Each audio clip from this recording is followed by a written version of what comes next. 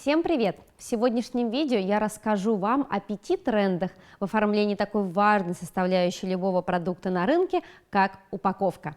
Поехали!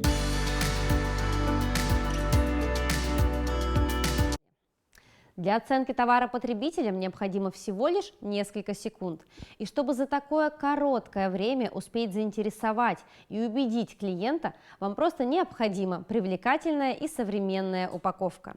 Ведь согласно статистике, 52% людей, которые приобретают товары в интернете, готовы еще раз совершить покупку того же производителя только из-за привлекательной упаковки. И в то же время 40% покупателей делятся фотографиями с интересным дизайном упаковки в социальных сетях.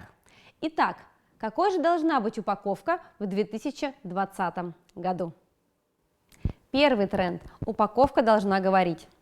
В 2020 году лишь одной визуальной составляющей упаковки продукта покорить сердца потребителей будет практически невозможно. Если вы хотите создать долгосрочные отношения с лояльными клиентами, то ваша упаковка должна работать прежде всего на уровне ценности аудитории и транслировать философию и миссию вашей компании через мощную легенду. Вот пример говорящей упаковки риса, которая стала платиновым призером международного конкурса дизайна упаковки Pentawards.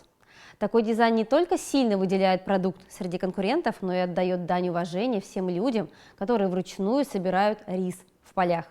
И еще один интересный пример – это концепт упаковки, которая подойдет по вкусу каждому от производителя жвачки Trident.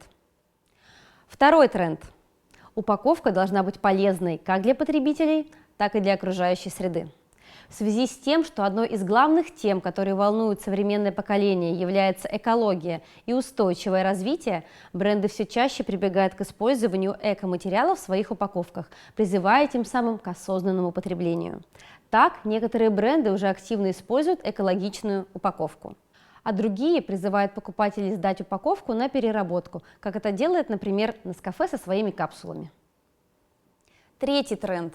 Упаковка должна быть честной. Если раньше производители старались максимально приукрасить товар, который скрыт за упаковкой, и заставить покупателей под воздействием мимолетного восторга его приобрести, то сейчас акцент делается на качественных ингредиентах, а также на конкретной ценности товара, оставляя за клиентами право осознанного выбора. Ведь согласно исследованию, 38% покупателей хотят приобрести только что появившийся на полках товар, если на его упаковке четко указана вся информация о продукте. Упаковку продуктов питания, если это возможно, стоит делать прозрачной, чтобы потребитель мог собственными глазами увидеть то, что его ждет внутри. Хороший пример – бренд Innocent, чья философия транслируется как через название Innocent, то есть нетронутый, так и через упаковку, не скрывающая ее содержимое. Четвертый тренд – минимализм, который не каждый может себе позволить. Тренд на минимализм в дизайне наметился еще много лет назад, когда потребители просто устали от перенасыщенных изображениями и обещаниями упаковок товаров. Сегодня же бренды продолжают сокращать количество ненужных визуальных элементов и оставлять только те, которые передают месседж. Однако с минимализмом стоит быть аккуратными, так как не во всех товарных категориях он будет позитивно воспринят аудиторией. Так своей сдержанной упаковкой славится Apple. А, например, компания Tropicana, которая предприняла попытку обновить упаковку своего самого продаваемого продукта – апельсинового сока, сделав ее более минималистичной, потеряла на этом не $1 миллион.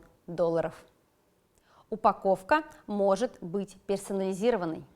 Вы, наверное, заметили появление в России бутылок Coca-Cola с именами людей. В 2020 году тренд на персонализированную упаковку будет продолжаться. В ход пойдут не только имена, но и популярные фразы и выражения из интернета. И в заключение хочется сказать, что следить за трендами дизайна упаковки – это, несомненно, важно. Однако при этом всегда стоит учитывать то, насколько тот или иной тренд соответствует потребностям вашей целевой аудитории, а также установившимся правилам игры в конкретном сегменте рынка.